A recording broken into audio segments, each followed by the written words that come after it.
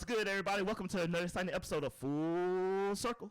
I'm your host, as always, Harmon Jr. Please feel free to find me at Harmon Jr. on all your favorite social media websites, including TikTok, which I have not posted any TikToks. I have been a liar, people. I just haven't. So, shout out to my 2 followers that have seen no videos. I don't know. I'm old, I guess. But I digress. Because, as always, we have a great show for you this week. We got a Full Circle podcast newcomer. I'm happy to have him. How are you doing today, sir? Brian Barnett, welcome to the show. Hey, I'm doing all right. Thanks for having me. Always. So, Brian, real quick, just in case the people at home don't know, who are you and what do you do? My name is Brian Barnett, as you so eloquently said. I am, for at least the rest of the year, I am a full-time staff writer working at IGN in guides and walkthroughs. So, you're doing the Lord's work, sir. You're doing the Lord's work. Thank you. I'm up to my eyeballs in Far Cry 6, which is a enormous game in the best way. I'm having a blast with it. If you use IGN's guides in the past, you may have used some of mine. I wrote the guide for...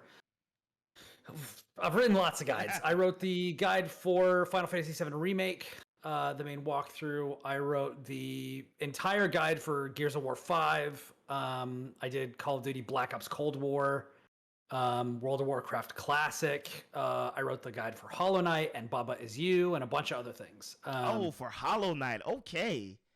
Yeah, that might be the one I'm the most proud of. That game's hard.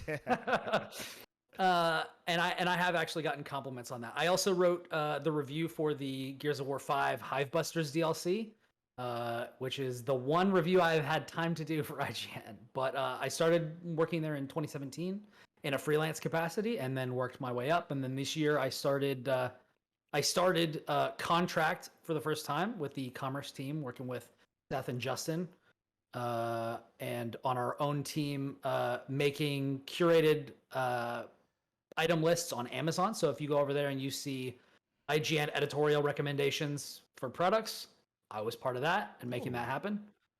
And now I've been working with guides for a long time, and now being full-time, helping out for the rest of the year, I'm enjoying it. It's a lot of fun.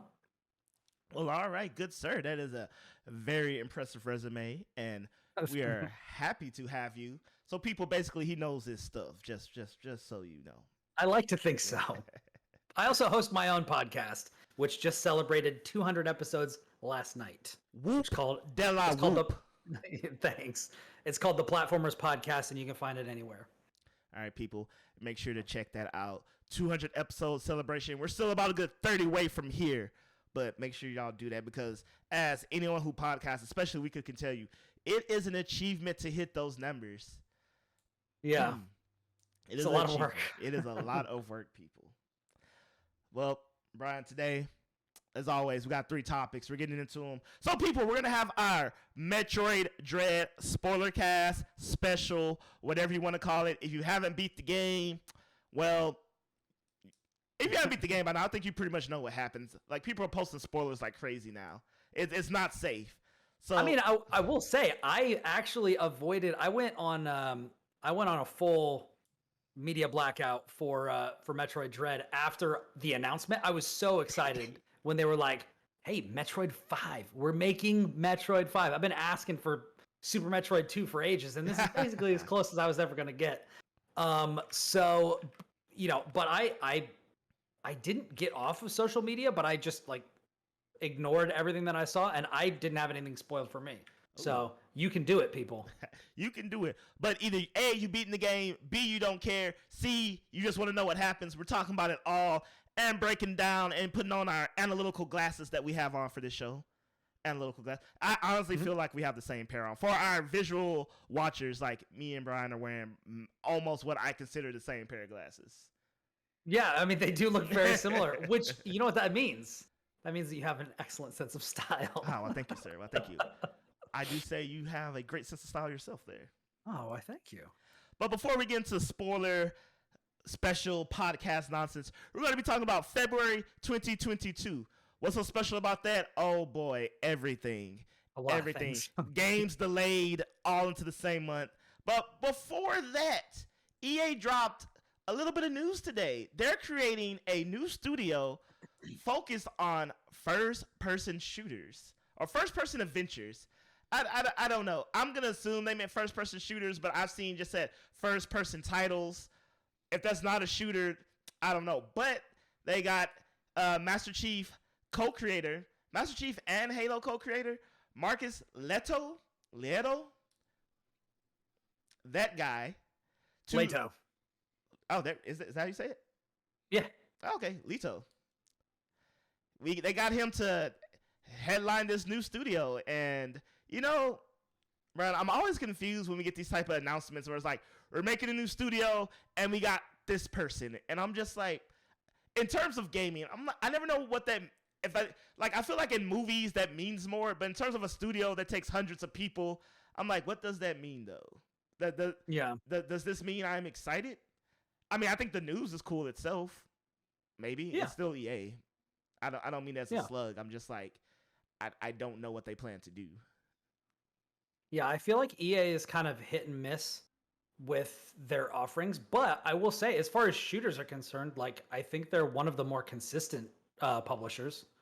And you know, I don't know, helping co-create Halo and you know, helping come up with the idea of the Master Chief is great, but I you know, the last game that they did, he started up his own studio and they made that game Disintegration, or whatever it was, which like really didn't do anything.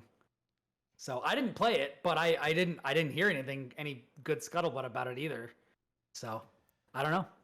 Yeah, and it's we live in a strange time where game companies open up studios. Like, the thing that's always confused me is when a EA in this case, when they open up a studio that is not EA, I'm just like, so is this just a part of EA, just something entirely different?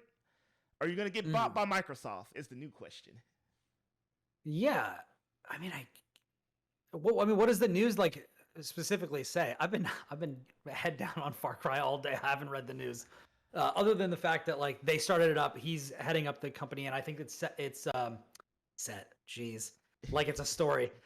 It's based out of Seattle, which is a city that has a lot of talent, a lot of developer talent in that region. So like that's promising.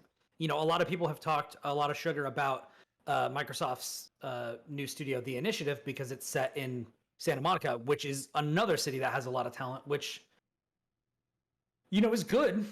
You know, it would be different if they were starting it in, you know, North Dakota or something like that. You know, not a dig against North Dakota. It's just like not a place that you find a lot of talent naturally. Oh yeah, understandable. Like you know, every time I tell my growing up, and I was like, I want to do gaming, people were like, why don't you start your own studio? I'm like, here in Houston, Texas. One, I am one person. I am not the magical Toby Fox or people like him, or Tom Happ or you know, Lucas Pope or what have you. Yeah, but I was like, what? We live in Houston, Texas. It's just not the scene for that. But you know, I wish them success. I mean, clearly, okay. Let me put it like this. Every time Amazon entered a big name in the studio, I was just like, this is going to go wonderful. But I believe in EA, unlike Amazon Game Studios. Like, no, because I swear, I don't try to get on Google and Amazon a lot. I do, but they kind of just make it so easy for me. I'm just like, because one, y'all have billions upon billions of dollars. How are y'all both failing at this so hard?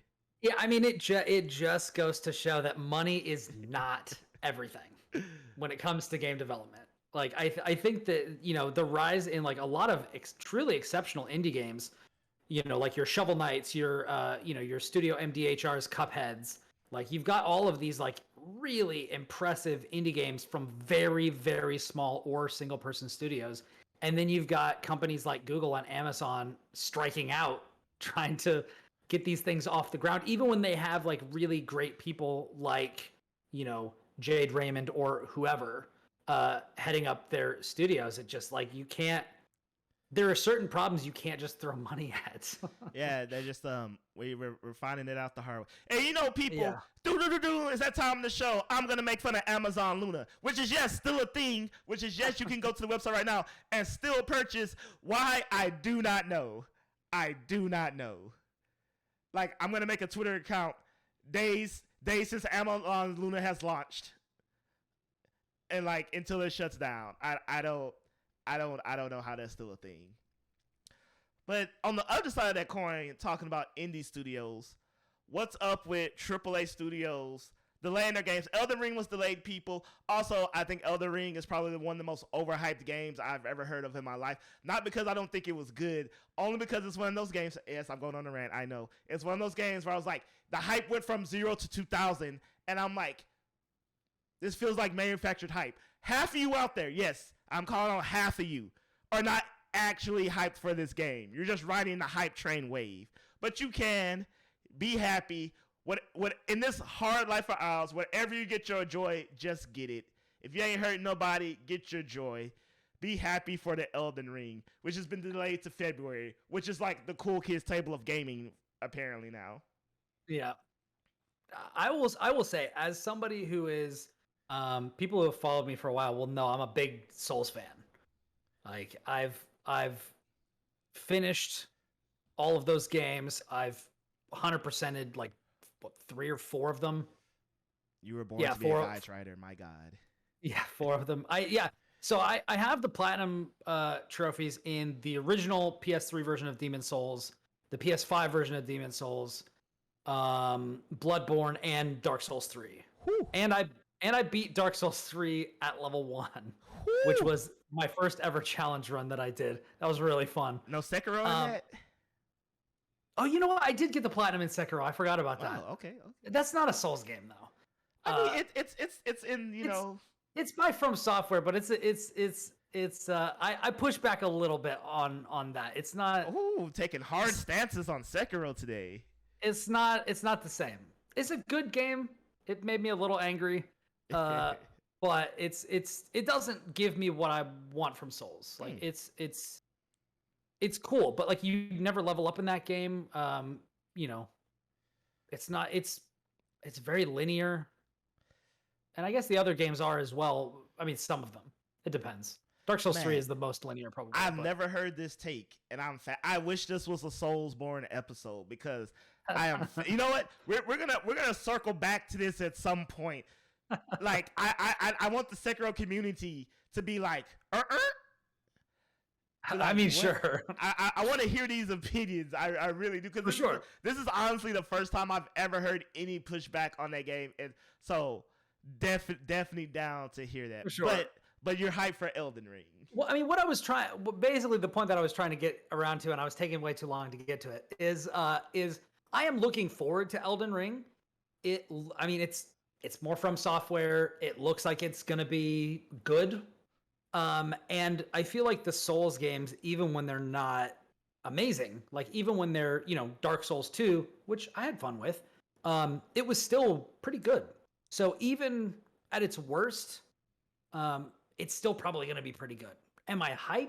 No. I feel kind of the same way about Elden Ring as I did about Deathloop. I was like, I know I'm going to like this, but for whatever reason, I'm just not like really excited. Maybe my just excitement is drained from me because I'm slowly turning into a bitter old man. But I am looking forward to it. The delay doesn't bother me because let's be honest, we never expected another game from Software anyway. Oh man. So yeah, it got delayed, surprising absolutely no one, at least not me. Yeah. What did surprise me though is February. Why February? So people, if you don't know, most AAA games have been delayed, including, Horizon Forbidden West, delayed to February. Dying Light 2, delayed to February. Actually, asterisk, because I don't believe Dying Light 2 is ever coming out at this point. I'm They've sure been advertising that game forever. Let me just put it like this. I've covered that game at 3 different E3s. That's all I'm saying. Yeah. Like, I covered that game playable. Not like I played it, but, people played it in presentations and whatnot. we got that's Destiny happened 2. a couple of times. Yeah, we got Destiny 2, The Witch Queen. Destiny stands out there. I know y'all out there. Life is Strange Remastered, which I'm looking forward to because I have not played Life is Strange. I know, shame on me. So I'm like, cool, I get a remastered. I like it. Life is Strange is cool. Yeah. And we got what else? Saints Row. Oh my goodness. And is God of War on this list? What was God of War delayed to? I'm assuming February as well. I don't think they announced the release date, but I'm just gonna say February for the sake of the argument because why not at this point? Do we know? I don't think we know. We just know it's delayed. But I mean, it might as well be February, right?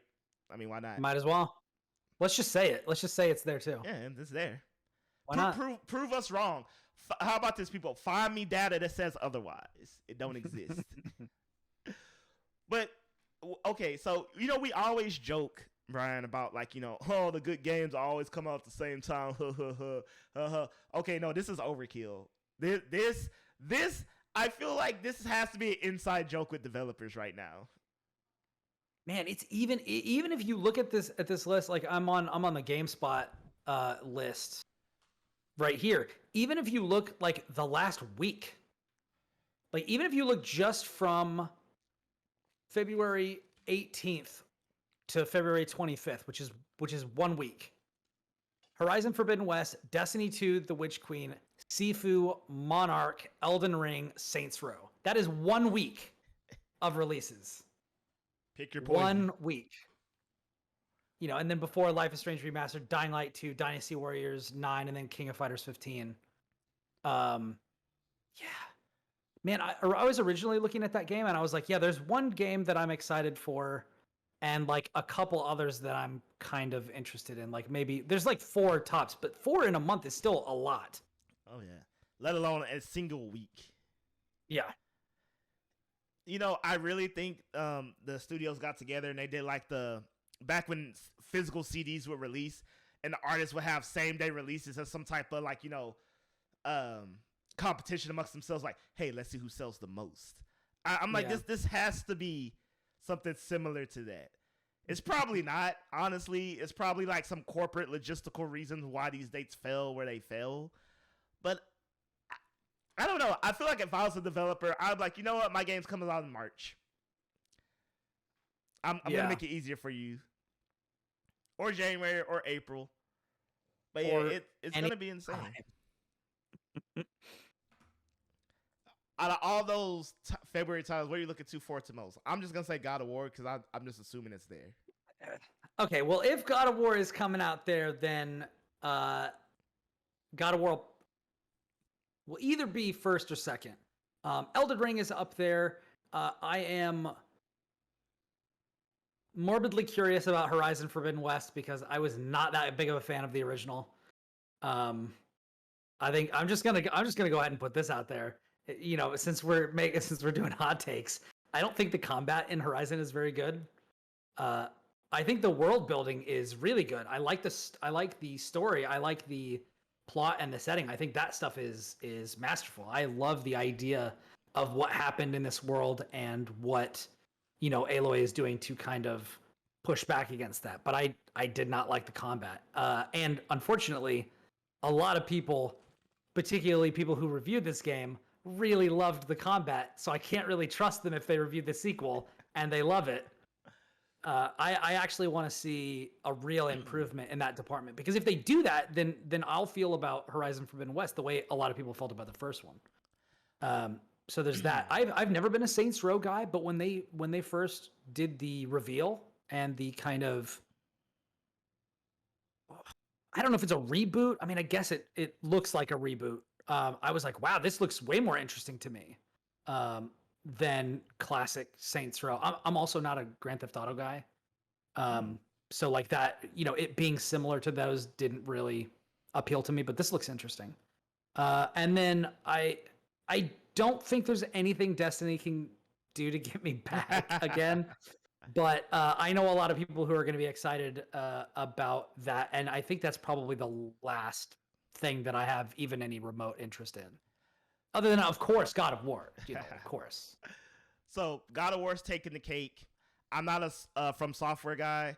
Those games are hard and relentless, and Yeah. maybe I still am. I'm still thinking about getting the Demon Souls remake for PS5. People keep telling me just do it. I'm not good with scary games, so Bloodborne was just like, it's a From Software and it's scary. Can't do. Like, mind exploded. I know people love that game. Demon Souls is not scary. Demon Souls is the least scary and the least difficult of those games.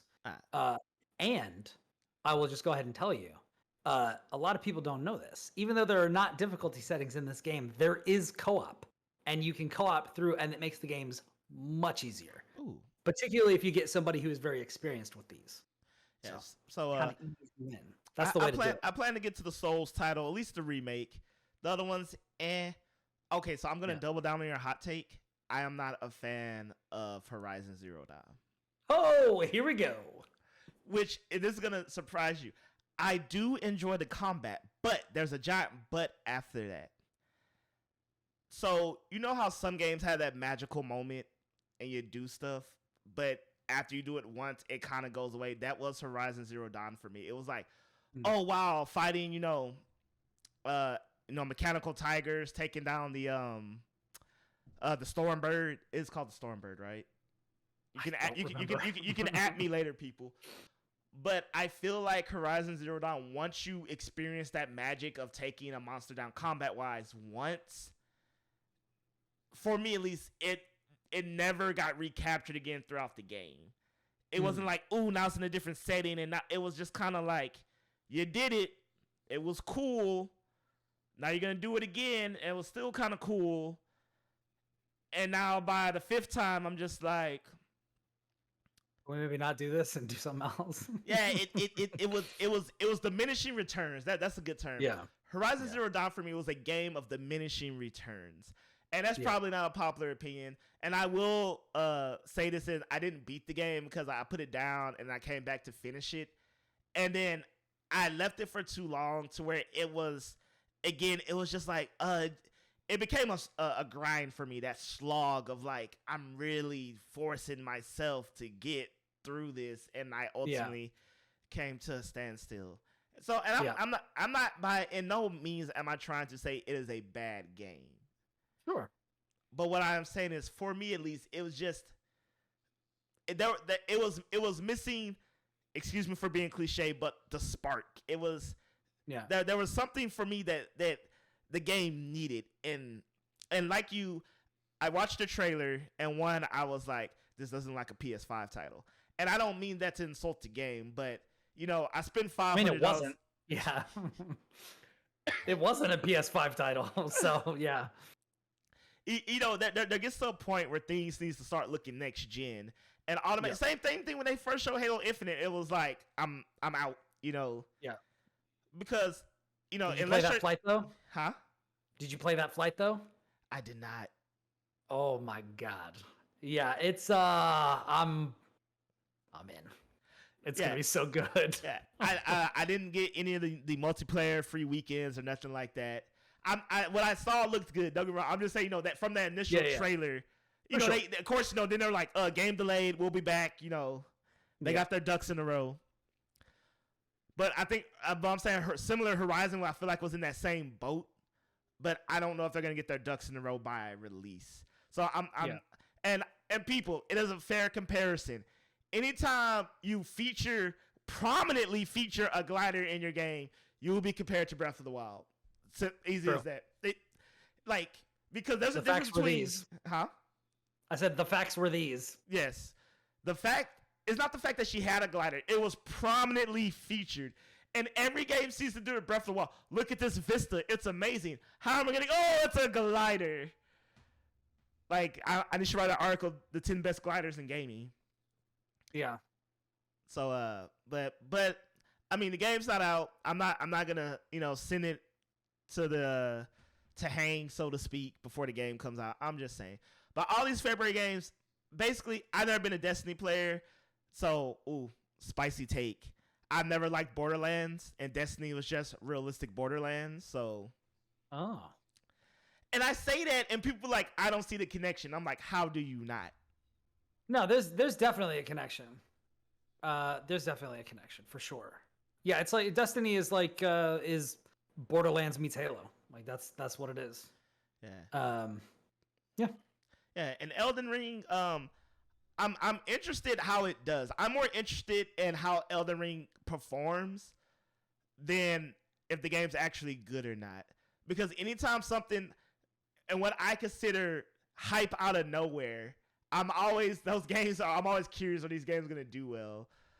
Like whenever they announce the next Fable, like people are gonna lose their mind and be like Game of the Year 2023 or what have you. Which And is nuts because I mean we're just leveling, hot takes upon hot takes. I don't think Fable has necessarily like ever been that good. Okay, yes.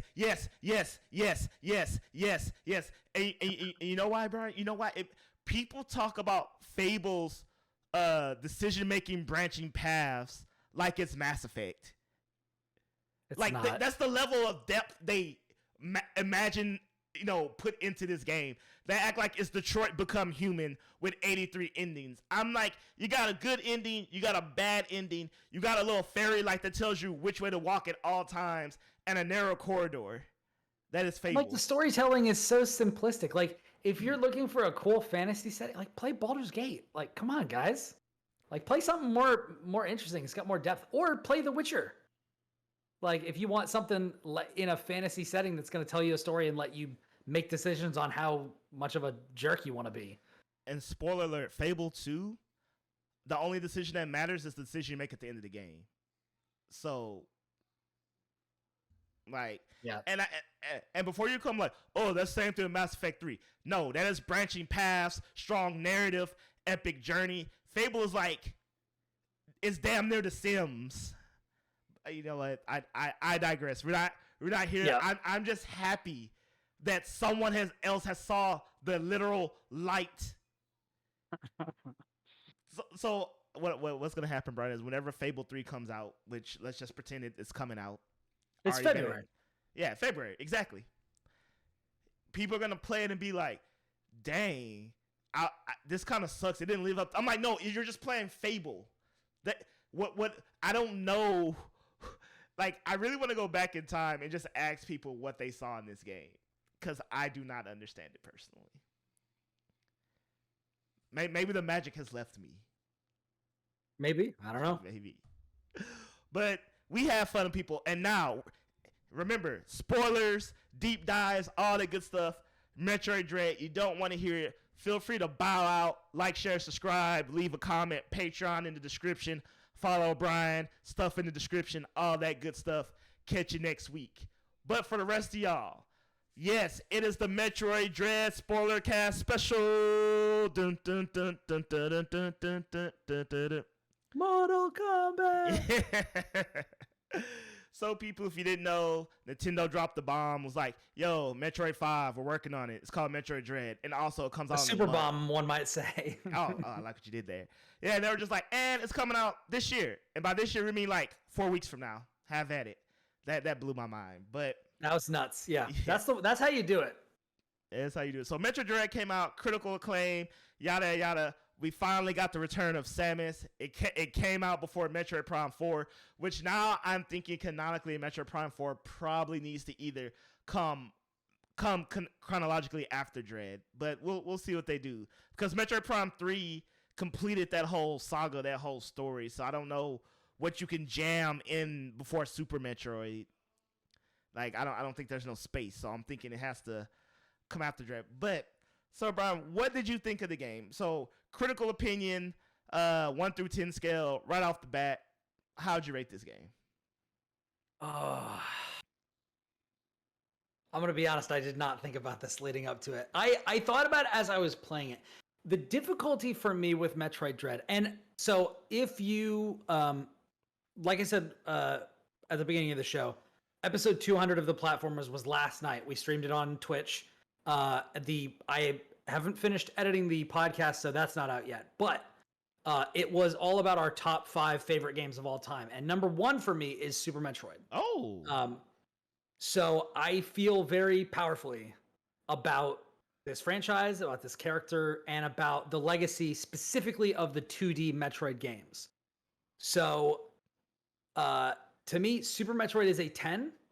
I feel like at points, I actually talked about this with a couple of people, not in anywhere that was public, but just in private conversations.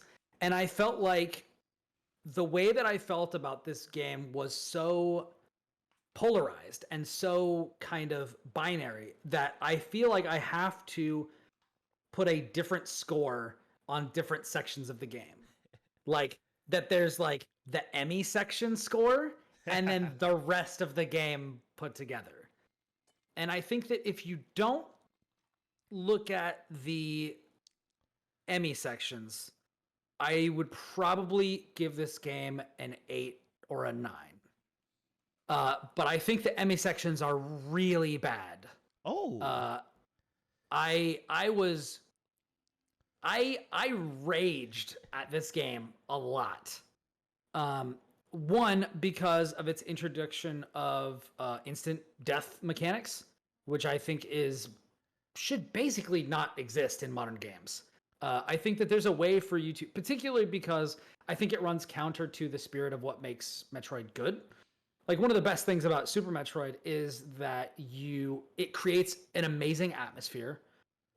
It gives you the opportunity to discover the story through environmental storytelling and things you find. It lets you discover things naturally as you kind of wander about and poke at the seams of the world and see what you can do.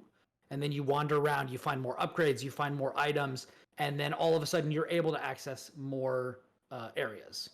Another thing that Metroid does really well that other games, including Castlevania, don't necessarily do as well is they pair things that improve your capabilities in combat with things that allow you to traverse new areas. So like super missiles let you unlock more doors so that they're effectively a key, but they also let you deal more damage and become more potent in battle. Screw attack lets you get through certain walls, but you can also just straight up kill most things with it. And I think that's some of the stuff that really makes Metroid such a focused experience and such a great kind of series. And I feel like in combat, you really see what Metroid Dread has done. And it's by Mercury Steam. They did Metroid Samus Returns on 3DS, which is a remake of Metroid 2, which needed a remake. And generally, I feel like everything they did in Dread was better than what they did in Samus Returns, which is good. And I would mostly say everything they did in this game is significantly better. I didn't like how they forced you to use the melee counter ability so much in Samus Returns, but in Metroid Dread, you don't really have to. Like, they don't make you do it as much. It still helps.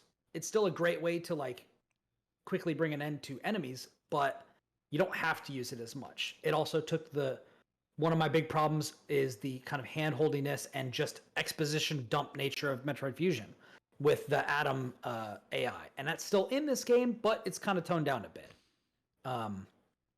It's more linear, than some of the other Metroid games, at least it seemed to me. And now people are sequence breaking the heck out of this game. And so I'm excited to go back and be like, wait, what can I get early? Because I'm all about that. But yeah, I was really upset about the Emmy stuff. So now I'm playing through it a second time and trying to take a different approach. I played it really stealthy, and I found their random pathing and kind of nonsense decision making really aggravating. Like I would be hiding somewhere, and I would turn invisible, and then they would walk past me, and then they would like do like another loop as they were, patrolling the area. And then all of a sudden, randomly, they had no idea of knowing where I was. They just do a random backflip in the middle of the hall and hit me, and then I was dead. And it's just like, that's dumb. Like, why did you do that? You never did that before. It was exiting the door and then re-entering the door for me that always just like made me leave. Yeah. And I was thinking, I mean, stop me if I'm going on too long, because I am definitely saying a lot of stuff. I got a lot of feelings about this game. I literally say here, I have my notes. Emmys are the effing worst. And I really hate that I was right, but I guess I should be happy my instincts for these things are finally honed. Because in the trailers for these games, I was like, oh no. Like, oh, they're going to make me run from this thing. And if I get caught, I'm dead. Like that stinks. But there are a couple of ways where I was like, okay, you could have made this better. If you get caught, don't make it instant death. Just have them deal lots of damage so you're just unlikely to survive. That way you're not taking control away from the player and then saying you failed. In a similar way where if SAX finds you, she's going to kill you. But exactly. You have these but small it's just because chance, she deals lots of damage. You have the small chance of maybe running away and having 50% of one energy tank left. Maybe. Yes. You're gonna and because of that, I feel like the SAX is way scarier than the Emmy. The Emmy are just annoying to me. But I felt like SAX's presence as really intimidating and oppressive. All right, so real quick, I love that SAX had the plasma beam because you'd be like, "Ha, morph ball through! Oh, you're still shooting me! My God!" Yep. I can't hide from this. You can shoot through everything. I love that they you can literally be morph ball what feels like a room away, and she's still like, "Nah, I'm blasting you." I know where you're hiding. I know everything you know. Come on, you'd be able to hunt you easily. Yeah, I know you haven't gave your score yet, but since we're on the Emmy topic right now, I'll go ahead and say my piece. So I would give Metroid definitively a 9. There's some things I didn't like, and one of those things is Emmys, but my thing is more I'm split 50-50 on the Emmys. I think they were a cool inclusion. I don't have a problem with the permadeath. I think the chance to escape just likely sequence was fine. Because there were times for me when there were times I parried the same enemy 3 different times in the same encounter, and I'm just like, yeah, bro. That there was a switch on me. I was like, you're just gonna have to track me down, and each time you touch me, I'm parrying you. And I got through the whole sequence, and that made me feel cool. I just feel the inclusions of the Emmy were unbalanced, and what I mean by that is, I think they should have had. I know you're probably gonna hate this, a broader scope than what they did. But in the same, also broader scope, but defined evenly amongst the different enemies. Because anyone know, you backtrack through the yellow Emmy countless times. Cannot count. Yeah, it's a lot. But it's literally after the yellow Emmy, it's like, okay, purple. Okay, I said you. Okay, you're dead. The after purple, it's blue, I believe. And it's like something like that. I fight you once, something that literally the first time you see red, he dies, and it's like. It to me at least it feels like I think it was the second time for white as well. Yeah, so to me it felt like yellow was the true Emmy and everybody else was just not a one-off encounter, but comparatively time spent with them. So I just felt like, okay, this could have been cool in the sense that each one forces you to play a different way, and I kind of like that. Which one was the one that could hear you if you moved at all anytime in their area? I think that was the purple one. That was the most obnoxious one for me. She could hear you, and then it shot the stun beam at you, I believe. Or is the stun beam a different one? It was whichever one where once you were in the zone, if you moved at all, they would get cued in on where you were, and then they would go look. Because in my first playthrough, they, Adam, the AI, makes it a very strong point of run from these things, and then you get the Aeon Cloak, and they're like, okay, now you shouldn't be running from these things, you should be hiding from them. And so I adopted a stealth thing, let me move a little bit, if, I'll move as far as I can, and then if they catch on, I'll try to go stealth and go invisible, what have you. And then, of course, they would do flips all over the room and find me, and then they would, what have you. And then I got to that one, and it was like, no, I can't even move. I'm going to sit and roll up into a ball underwater in this corner and go stealth. Okay, because they heard me when I came in. Yeah, underwater. Yeah, purple. Yeah. That's purple. When I came in the door, they knew who I was, so I curled up into a ball, went underwater, and turned invisible. And then they came down, did the loop, and then left and walked. I couldn't even see them on the map anymore. They had gone so far away. And then I turned off my stealth because it was starting to eat away at my health. And then I rolled out of the thing, and it was like, oh, what was that? What was that? And I'm like, ugh, I don't have time to recharge my stealth anymore. I don't have, I don't have any of this stuff. And then I would just get killed. That was the most obnoxious one for me, for sure. Yeah. And so I just really felt like if they were more evenly spaced out and, maybe not a bigger area to explore, but a more significant, just mixing it up, essentially, the gameplay, pausing it, trying something new. but it felt like Yellow was fully realized, and then everyone else was just subsequently just kind of there because you need to have 7 of them. I mean, or you could just have like 3 or something. Yeah, and just have them be more present, but like more distinctive from each other. Yeah. So it was a mixed bag. It was like, cool implementation on one hand, and then just kind of, ones were clearly more thought out than the others. But I like that. I agree with you. Not nowhere near as scary as SAX. Like literally, SAX will make me sweat bullets. Like the music change, the slow of her footsteps. Yeah. And then panic mode music the second, that was the chef's kiss best. The first reveal when she blows up the wall and then walks forward and you're like, wait a second, I just went down this lift. And then she looks at the camera and you see its white eyes and it's so good. What a great reveal. Game Boy Advance game ever made. But probably the scariest ones I played, yeah. Yeah, so but I would give it a 9. Emmy's like, I wasn't completely rubbed the wrong way. One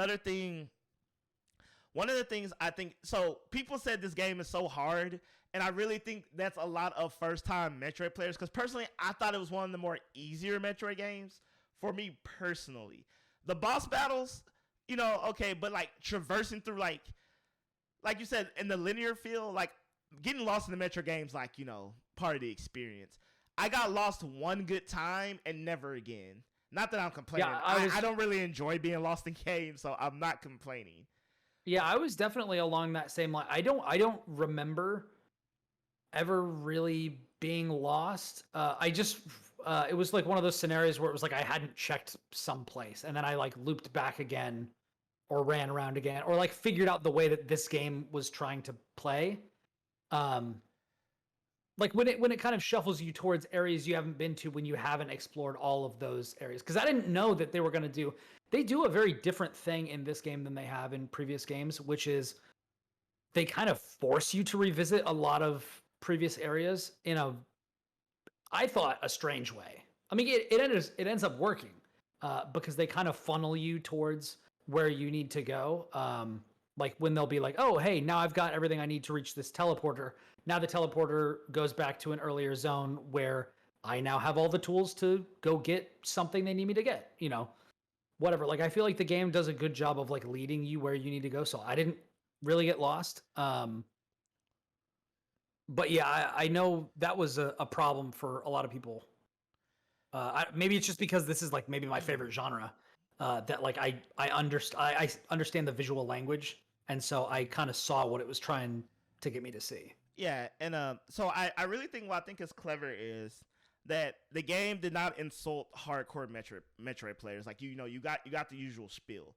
It was easier than some than others, like you said, because you already understand the visual language. But what I saw is when I was playing, I was like, like when you go to an area and then it's blocked off again, and so basically you come back with everything to make your way, and that's usually for upgrades and things. Yeah, I was seeing the visual language of we literally understand this will be a lot of people's first Metroid. Yes, and yes, like, it's on Switch, and like right now it's I think it's already the best-selling Metroid game. Yeah. And what few games, I think, because as a long-time Pokemon player, like I feel like Pokemon's never struck that balance of because Sword and Shield was going to be a lot of people's first core Pokemon game, and I get that Pokemon Go, the resurgence, and so they took really delicate care to walk first-time players through this process, because as people I know who played it, it was not as easy as they think it is. Like, people say Pokemon's easy. That's only if you started when you were 5. Like, I promise you, I've seen adults play Pokemon Sword and Shield and have a legitimate hard time. Like, I know the typing's like the back of my hand, and I had people being like, yeah, I don't know what to do. Like, so what I think Metroid did phenomenally was able to hold the hand of people who need it while being able to let go of people who didn't. And I'm not going to sit here and say I am a master of game design, but those people who worked on that did that. I can't think of many games who do that expertly the way they did, where I was able to see the hand holding but I was also to move freely because I didn't need it. Yeah. And I feel like there are, I mean, and we're learning this as we were talking about like sequence breaking and stuff earlier. There is more freedom than was immediately evident, which is always what I want in these games. Like the first thing I do in Legend of Zelda Ocarina of Time when I become an adult is I go to the Forest Temple, I get started, I get the bow, and then I leave and I do the entire Big Goron Sword quest. And then I play the rest of the game with the Big Goron Sword because that's awesome. Like that's jumping the power curve in these games is like one of the most satisfying things. Like knowing what to do and where to go to become really powerful and then like just steamroll the rest of the game. Like that's super fun to me. Yeah, and correct me if I'm wrong, but to my knowledge, I've never known a Metroid game to have sequence breaking different effects to boss battles like with Cred. I think that is insane and ingenious, like of that level. And it makes you think, do other bosses have sequence breaks like this? I mean, I'm sure they do. Yeah, like we just got to find it. Like that, when I saw that, I was like, wow, that is awesome. And this is one thing I will give them. So it's so difficult, as I was saying earlier, for me to give this a score. I think if I had to, I would probably give it a 7 or 8. I can't be as generous as a lot of people are being because it doesn't do the things that I want it to do as well. And then of course, like I was really angry with the Emmys. Now, on my second playthrough, this was just my gut reaction. On my second playthrough, I've basically stopped doing stealth in the Emmy sections and have only run from them. And because now I know these areas a little bit more, they've basically been just trivial. But being able to be good at something doesn't mean the thing is good. It just means you're good at it. And so I don't necessarily want to give it a pass when I was so angry at first. But ultimately, I think it would probably land in the 7 or 8 range for me. So if we're doing half scores, I'll go 7.5, or something like that. But I will say one of the things we were talking about difficulty. I didn't necessarily think this game was very hard either, but I do think that the game is more it is more conservative with handing out upgrades, particularly with life upgrades, than previous Metroid games. For example, they started, and I don't know if other games did this, but mainline 2D Metroid games definitely have not.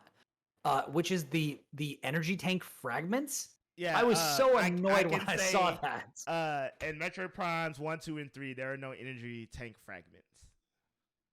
When you don't do Mercury Steam, if you're watching this, don't do that. When you're trying to give someone something, just give the thing to them. Just have them in fewer places and give them the full energy tank. Come on. I'm not gonna lie. When I first got, I remember I got so excited. I was like, ooh. Like, cause normally I'm that guy that has to like retcon and go back, and cause I'm like, I will give an upgrade about 2 to 3 tries. I'm like, I'll come back when it's easier. I remember, so I told myself mentally I will try to get upgrades as I go if I can. So I remember like, ooh, I got another energy tank, and this was maybe like 10 minutes of gameplay after I got another one, so I was feeling good, and I'm like, 1 of 4. What is this heart piece nonsense doing in Metroid? Oh my goodness. Now, you know what they should have done? I just had this idea. I hadn't thought about this before now. They should have made those cut those in half, get rid of half of the fragments, and then turn those into reserve tanks. Like they had in Super Metroid, which didn't even make an appearance in this game because reserve tanks would help you in a game where the damage is tuned a little bit too high. and the boss fights, these bosses deal lots of damage. When you go to a new area and you're not ready for it, and you haven't like made it a point to go get extra energy tanks that are hidden, you get killed. Like I got killed from just taking damage from enemies way more than in previous games. Because it seems like just regular enemies deal way more damage than usual. And I got way fewer energy tanks as well. This is true. Like I do agree that it's not as hard as I think people are making it out to be, but I saw the game over screen. A lot, yeah. Even outside of Emmys, like I won't count Emmy encounters. I won't count even outside of it. It was just like geez, like I will say this: I died a lot on Beak and Kraid. Oh yeah, you were compared to any previous Metroid, you were literally forced to learn boss patterns because the game was basically saying, "Do not get hit." How do you beat this? Like my friend asked me, "How do I beat the underwater?" You don't get hit. That's how you beat the boss. You literally, like I'm not trying to be snarky. Like you get hit by 3 vines and that's it. Yeah. It's really interesting because that is another way that Metroid Dread is really different from previous Metroid games. Like previous Metroid games were like, this is just a DPS race. This is just, can you hit them harder than they hit you and kill them before they kill you? That's what the Ridley fight in Super Metroid is like. That's what the Kraid fight in Super Metroid is like. And in this game, I feel like they took like a lot of clues from or cues from like Mega Man bosses. They feel way more like that, where it's just like learn the attack, or Dark Souls even. Learn the attack, dodge the attack, and then counter when there's an opening for you to deal damage. And parry, because that is a great way to enter these quick time events, which I'm not a huge fan of. And then deal a lot of damage with missiles during those. You have to admit they do look pretty awesome though. They look cool, but I don't like it when games put QuickTime events in their stuff. I thought this was settled law. We decided in old God of War games that QuickTime events are not good, even when they're cinematic. They take, I will say this, with a few exceptions, most of them aren't needed to actually beat a thing. That is for sure. That's not across the board, but because I would even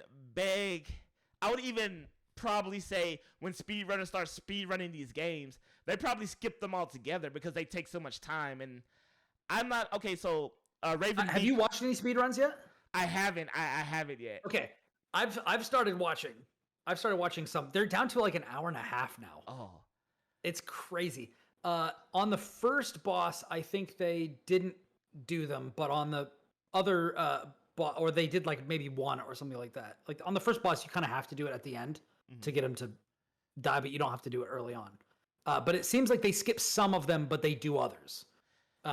So I don't know. We'll see. So with the exception of Ravenbeak, I feel like most bosses you don't have to do them. Ravenbeak, they're actually part of the boss battle, and I think they're I think they're expertly done in the Ravenbeak's boss battle. Like I regret none of those. When you get them down, it feels great. Like I got stomped by Ravenbeak in like phase 1 like several times. And then I like looked up, I was getting so angry, and I looked up how long this fight was, and they're like, yeah, it's a 4-phase boss fight. It's not. It's a 3-phase boss fight, but the last phase is like. Oh, I thought the last phase. I was like, don't do the time limit boss thing with me. Mentally, I hate when you give me a time limit. I freak out. Yeah. Same. I don't like being pressured. Like, give me time to do stuff at my own pace. But it's a 3-phase boss fight, but he deals a lot of damage, and so I got killed in phase 1 a lot, and then I got to phase 2, and I got killed like maybe 2 or 3 times, and then I got to the final boss phase, and I think I only did that one like once or twice before I beat him. But like I was getting just stomped in phase 1, and then by the time I beat him, I took almost no damage, and it was because I learned, okay, parry windows are going to come after these moves, and I need to counter these things in particular ways. When he throws the dark orb, I'm going to target it with storm missile. And then I'm going to dash towards him. When he does this other thing, I'm going to dash towards him and then fire missiles and then jump away. I'm going to do these other things. Like when you learn the counters, it feels good. It's just different from what Metroid has done before because they didn't really require you to do these sorts of things, particularly with the melee parry counters and stuff like that. But I would still say I've been revisiting a little bit of the Metroid games recently, like playing a little bit of Zero Mission and Fusion, a little bit of Samus Returns, and I would probably say of the 2D Metroid games, this is probably now my second favorite. Maybe my second favorite or my third favorite. We're doing valleys and peaks with Metroid Dread. Yeah.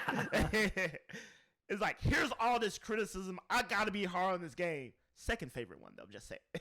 Yeah. It's a complicated discussion to have because I feel like it does a lot of things like we've talked about that are not very Metroid-like, at least not very much like the best that Metroid has been. But other stuff it does like really well. Like combat feels amazing. We were talking about Horizon Zero Dawn earlier. Like combat not particularly feeling that great to me.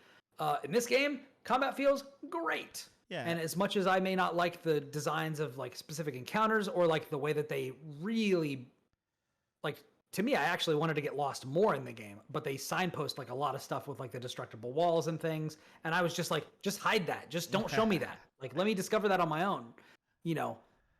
And, you know, but for all of that, like, I feel like the combat feels chef's kiss. Yeah. You know, and people have been complimenting, you know, how like, oh, the game makes you feel powerful and this and that, and how you know you win. I'm like, people, that's just Metroid. Like, I can't accredit that. That's literally every Metroid game across the board. Like, if a Metroid game failed to do that, then it's not a Metroid game in my book. And so, what I want to get into now, you know, we talked about the gameplay, is the story. The story is just, I really think, well done. To me, peak Metroid story is Fusion, Prime 2 and Fusion. Like, Prime 2 is probably my least favorite Metroid Prime game, but story-wise, I really feel like all Metroid games should look at Prime 2. And then Fusion, I like it because it's the most characterization for Samus, but Metroid in its purest form of story and the world story building, world storytelling, Prime 2, bar none, it's up there. So, but Metroid Dread story did something special for me in the sense that it's one of those things like you were talking about earlier, when you go back and realize what they did. So, if you don't know, people, Samus had a commanding officer named Adam. He betrayed her. He did the right thing in the end, but he betrayed her nonetheless. And so she thought to name her computer Adam after a man who betrayed her, whatever, you know. And the computer betrayed her a few times. Point is, Samus has a complicated history past with things named Adam and them betraying her. So was I surprised when the computer turned out to be hacked or, you know, whatever by Raven Beak, the thing that was named Adam? No, I didn't. But I want to talk about that. In a moment.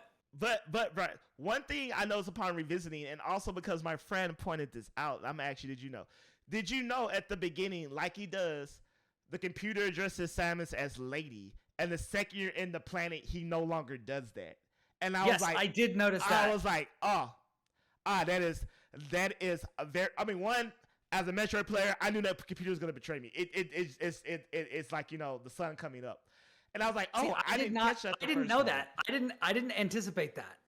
But I did notice that he did not refer to her as lady after, you know, when we got down to the planet. Because I was trying to think, after finishing the game, I was like, okay, how far back does this go? Was this the whole time?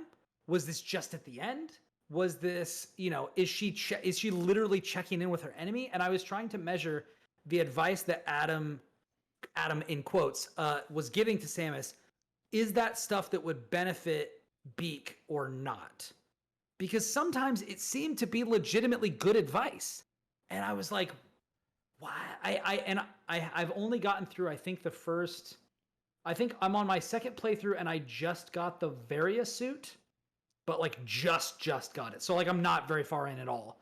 But I've been like trying to take a look at it, and this is like, you know, it's like watching Memento again, and you're just like, I see all these things, you know. I was really trying to figure out like, what is the motivation here? Like I understand to an extent, but at the same time, like how it ends and how, you know, Beak kind of casts her aside when she's, you know, trying to fight him and stuff like that, and he's like, I don't even need you anymore. And it's like, well, then what was all this for? You know. But I do want to talk to you about that. But that was just kind of like, I definitely noticed that, and I was like, this is weird. I thought you weren't gonna do this, and then, you know, of course, big reveal at the end.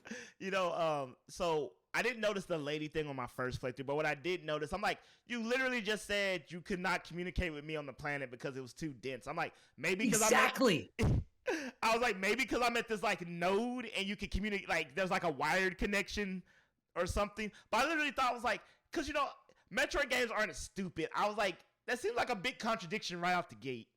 It really does. I actually wrote that in my notes. Hold on, let me see if I can find it. Because I know. Where is it? Oh my God, where was it?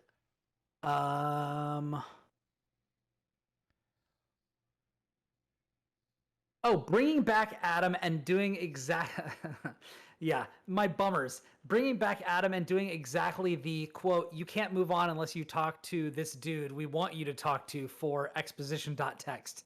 When they had a very clear plot point that should have cut him off from being able to talk to Samus and talk my ear off. Or make something up. This people hated this about Fusion. He literally tells her as she's descending and it's getting staticky as she's going down the elevator to the place where she runs into Ravenbeak. Hey, try to patch into a network node beneath the planet so that we can keep in touch. So like he does seed that early on, but like at the same time, if you've got a great reason for why she can't talk to this annoying AI that like nobody wants to hear anything from, just do it. Like don't tell us that she's going to be cut off and then have him there anyway. Yeah. And so I want to talk about the big birds in the room. So Metroid Dread, for all intents and purposes, seems to retcon the mythos of Metroid. The Chozo were believed to be extinct, or at the very least, giving them some leeway in very low numbers. But Metroid Dread presents them as, a type of democracy, not democracy, but some type of hierarchy of different clans, each with different purposes. Some are warriors, some are scientists. They each inhabit different planets. They have some type of central government that they kind of adhere to and roles in their system. But it talks about the Metros, how they've just been more or less just thriving and doing what they've always done. And that part, it didn't rub me the wrong way. It was just like, this is just weird. This is just weird that if Quiet Road was like, yo, we're the remnants of the Chozo, like, we're just the descendants of what was the most powerful race in the galaxy, and now we're like, down to like a few clans. I just needed that little bit of exposition to explain where the hell have y'all been in the galaxy. You could have fixed this with like a line or two of dialogue. Yeah. And it's interesting because at the point when we meet up with them, there are not that many left. It's like Quiet Robe, Ravenbeak, and then like a couple of like soldiers, right? Yeah, because the thing is, I forget the name of the tribes, but the Mihawk, the Ravenbeak's tribe basically killed all the Quiet Robe tribe sans Quiet Robe, and then Ravenbeak's tribe was wiped out by the X-Parasites. Yeah. So we fixed that, but still, like, this leads the question: if you said we were the only two tribes left, all right, cool.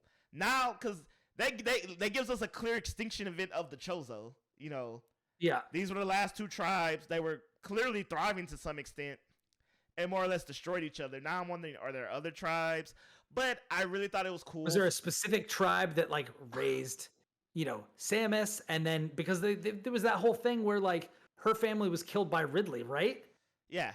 And it's like, and that's why she became a bounty hunter to seek vengeance, destroy the space pirates, yada yada yada. Yeah. And the environmental storytelling, which people believe that have saw in I forget the name of the area, but where the Chozo had their main base, you can see hieroglyphs of them either training space pirates or the space pirates praising them, which led people to think that Ravenbeak lead the space pirates, And I just want to clear something up. People keep thinking that Ravenbeak is Samus's like father. I don't really think. I took it as not he meant that figuratively, not literally. What I took it as show her getting like a heart transplant or something. Okay, so as we know, Samus wears Chozo armor. Her armor is actually Chozo armor made for her. Samus was infused with Chozo DNA to be able to interact with that's why she can interact with their technology. Her suit, she has Chozo elements in her, and the way I think Quiet Robe described, the way he seemed, not all Chozo are warriors. Only from Ravenbeak's clan seems to be the warriors, and since he's saying, since you received DNA from my clan to make you have the warrior suit, since I am the leader of this clan, you by default are my child, is what I think he was conveying. I don't think he was literally saying like that he was not the Chozo who raised Samus. Is basically what I'm getting at. I think a lot of people are taking that as the canon, but I don't think that's what the game meant by that story wise. I could be wrong, but that's how I took it. Because I'm pretty sure this is Raven Beaks and Samus' first encounter. I will say this as Metroid protagonists go, Ridley, Metroid Prime, aka Dark Samus, SAX. Raven Beak is probably the best antagonist. Excuse me, I said antagonist. He's the best antagonist I think the series has seen so far, bar none. I mean, because outside being a giant dragon who doesn't even talk, I mean, like, I've never felt the connection. I know Ridley is her arch enemy, but I've never felt a true connection to Ridley in that role for me personally. Just because it's just a screaming dragon. Yeah, and I feel the same way. I feel like the way that they tried to build Ridley up into like some, really, just villainous creature is, I don't know. I feel way more I feel way more positively about Mother Brain in Super Metroid as a villain, just because of what happens with the Metroid larva in that whole encounter. Like, that was a way more emotional scene to me than any of the stuff with Ridley ever was. So I think Mother Brain would be up there for me. I really like the SAX as well. That would definitely be up there. I don't know that Raven Beak would make the cut for me, but I definitely think that he's one of the more interesting of them. I feel like he kind of caused me to ask a lot more questions than the other ones did. Yeah. And I mean, the boss fight is dope as well. Yeah. So. Oh yeah. Like if generic end of the year list, best boss fights of 2021, he has to be on there. Like, I don't care if he's number 10. He has to be on there. Real talk, I'd put Kraid on there as well. Yeah, no, that was definitely, as a long-term fan, that was definitely fun. I was really hoping we were going to get some exposition to why he was there, but oh well, c'est la vie. Maybe it's there. Maybe somebody will realize the clues and put it all together, and we'll all be like, oh my god, greatest game ever. And, he's there so you can blow him up out of his belly button with your bombs. Yeah, and I guess I'm looking forward to Dread, the things that people discover. But how did you feel about the kind of saw it coming, but still extremely cool twist of becoming a literal Metroid? That was bonkers. I didn't expect it.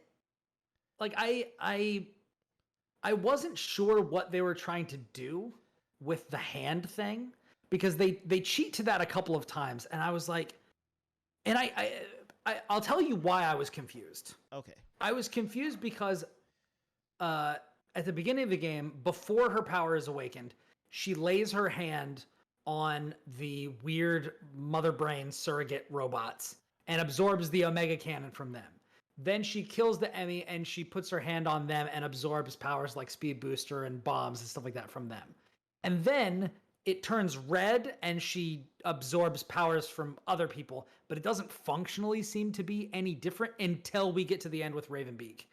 And then she like really kind of hulks out and all that sort of stuff. So I wasn't sure if they were trying to say, oh, she's like Mega Man, she can just take abilities from people that she defeats, or if all of those things are the Metroid thing.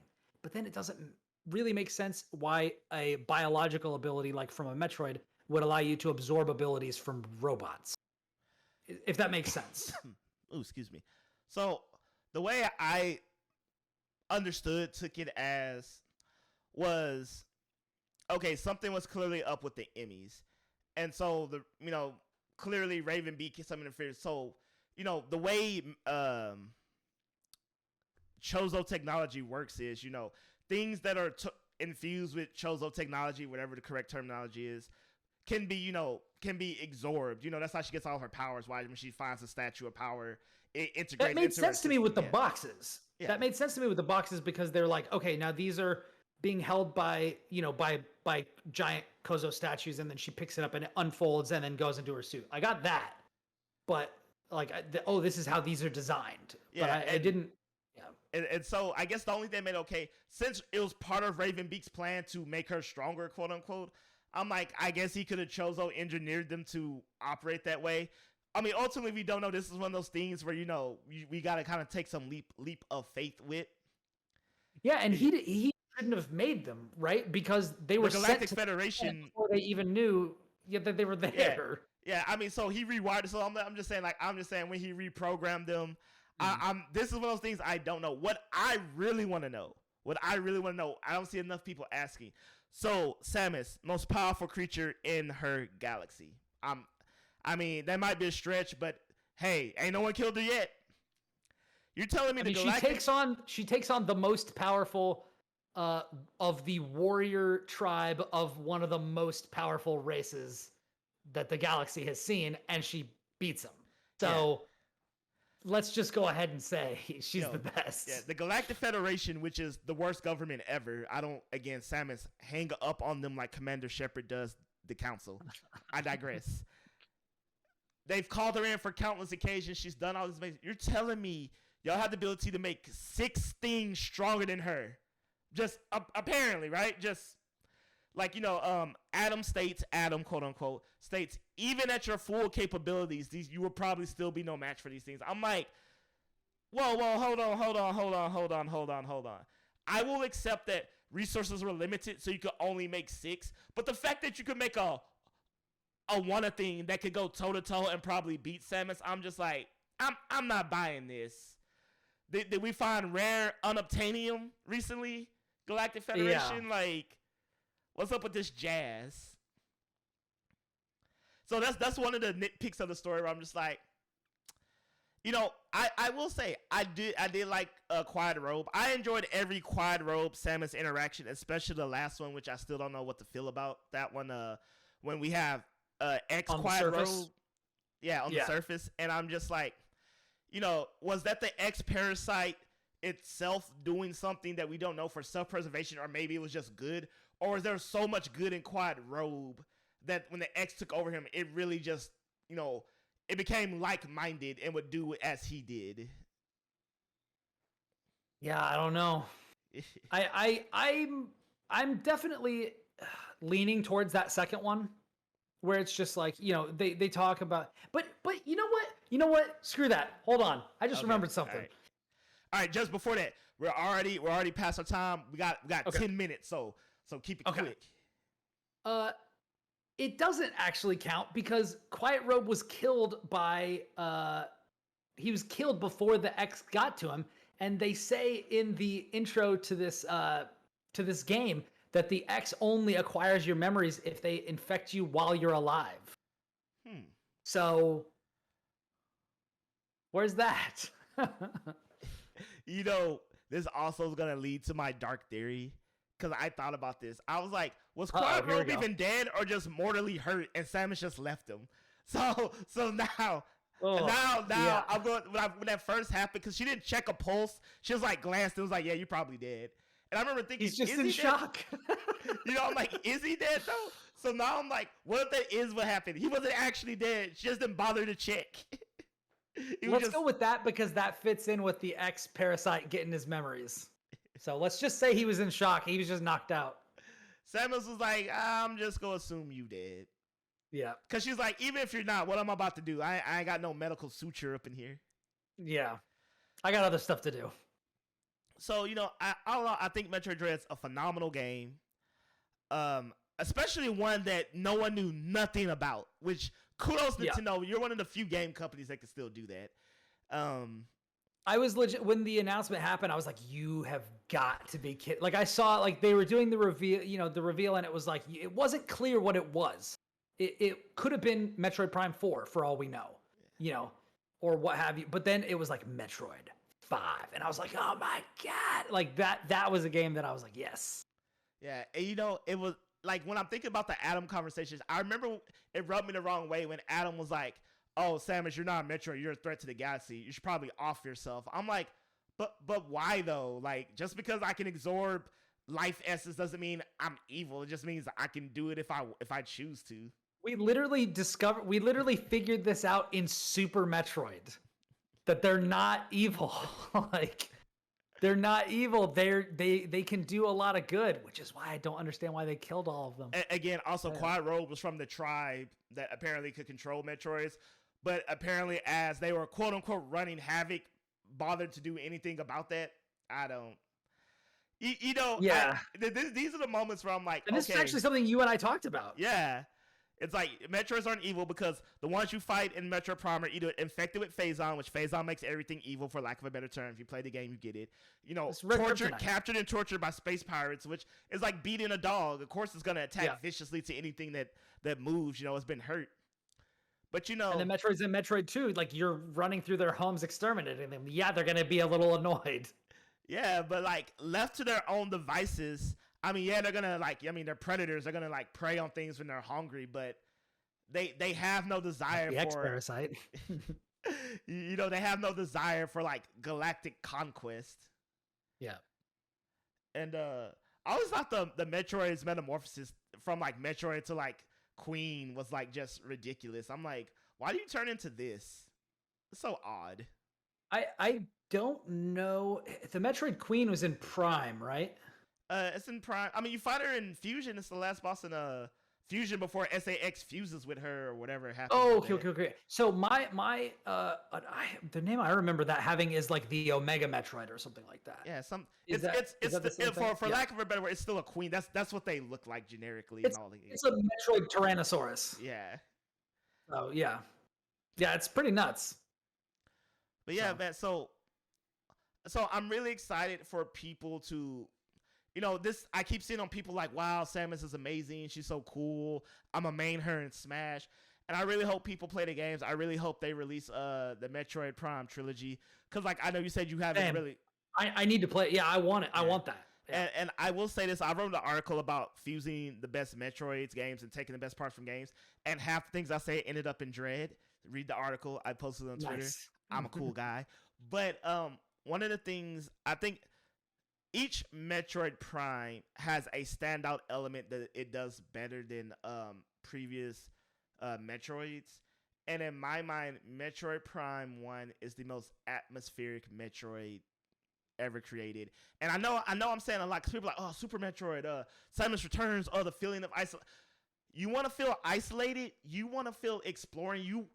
Everything you told me that you didn't like about Dread in terms of world is in spades in Metroid Prime, the first one. In spades. I'm gonna have to revisit it. Like, yeah, it's just yeah. And then 2 has just a really tight-knit story. It's long as hell. You've been warned. And then 3, like I said, is another great characterization of Samus. You get to see the tender and rough side of her, and you get a lot of story out of 3 that you normally don't get. And it's not Fusion. You know, you ain't got no computer barking at you or nothing. But so yeah, they're wonderful 3D experiences, and I remember Nintendo coined the phrase their first person adventures. It's not a first person shooter, and they're absolutely right. Like, since their releases, even though I guess it will come in Metroid Prime 4, I've been wanting a game to do what it does in first person, and it still has not happened yet. Well, I hope that you get what you're looking for. Yeah. And I talked a lot of criticism. I won't say I talk trash because I think that I can back up all of my stances on Dread. I still think, like, as I said, like, it is still previously I was like, yeah, it's definitely still in my top 4 Metroid games. And then I think that as I've gone back and revisited Metroid Zero Mission and Metroid Fusion, the things that I don't like about those games are stronger than I remembered them being, and I also don't necessarily think they hold up incredibly well. They're still good, but they don't hold up as well as Super Metroid at all. And because Dread is new and it has a lot of the benefit of being a modern game, that gives it a lot of room, to move up on my list. And so ultimately, I think it's probably my second favorite Metroid game. But I don't consider Prime in those discussions because it's been absolute ages since I played any of them. I don't really remember which ones I played other than 1. And, all that sort of stuff. But I do need that trilogy so I can play through them again. Yes. So, Brian, real quick, where can the people find you, keep up with you, see your work, all that good stuff? You can find me on Twitter at Ribnax, Ribnax. You can see my writings on IGN.com, where I write a lot of wiki guides and other stuff. And you can listen to more of my mellifluous voice on the Platformers podcast, which you can find on Google Play, the Apple iTunes, or Apple Podcasts, and Spotify. Well, all right. And as always, people on this Full Circle podcast, please find us at FC Podcast 23 on Twitter. Like, share, subscribe. And if you feel like throwing a couple bucks my way, you can do that too at FC Productions at Patreon. Links below. But remember, you can like, share, subscribe for free 99. I'm Odo Harmon Jr. Feel free to find me at Odo Harmon Jr. Thank you for sticking with probably the longest episode of the year so far. How dare you? Wait, nope. The Pokemon Special might be edging you out just a little bit. See, people, you know how much I love Pokemon. So for Metroid Dread to get all this attention, you know it's something special. But, follow, like, subscribe. Make sure you check out the 200th episode there. And as always, everyone, have a great week. Be blessed. Until next time, peace.